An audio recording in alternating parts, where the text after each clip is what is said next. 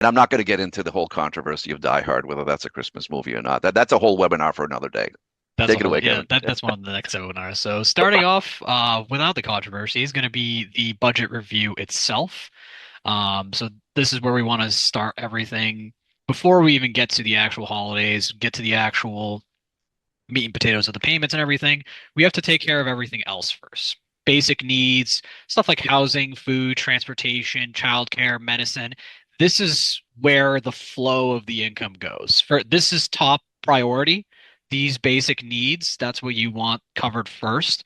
From there, there is going to be the other debt that's going to be taken into account. So stuff like the car payment, credit cards, loans, unsecured loans, secured loans, things like that, those things that you do need to know what you owe and plan accordingly to make sure that you do get in front of those and not start falling behind and being like, oh, is this paid or is this paid? How those things are going.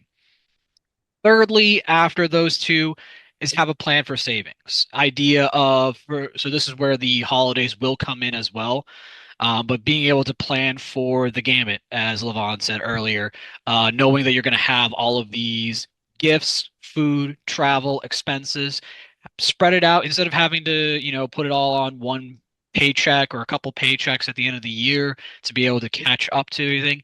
We want to be able to have a savings plan going throughout it so that once you get to this point and you come to the holidays, you're not really stressing out over, oh, do I have enough money to pay for this? It's more of, do I want to use, we'll talk about this later too. Do I want to put this on the credit card to get points, or do I want to just pay with cash and not have to worry about it? After all of those, you got through the basic needs, that payment plan, savings plan. Lastly, this is where all the other expenses are. So once you've set everything up with those first three, this is what I like to call stress-free money. Eating out, subscriptions, entertainment, clothing, donations, personal care, things like that. This is all up to you. This is the reward you get for being able to pay or to set everything aside that you need to, take care of everything that you need to, and this money you can spend whichever way you would want. But this is also where if you feel like your budget is a little bit skewed one way or the other, this is where we would recommend starting out to slim down and be able to afford the other three steps because those are the most important ones.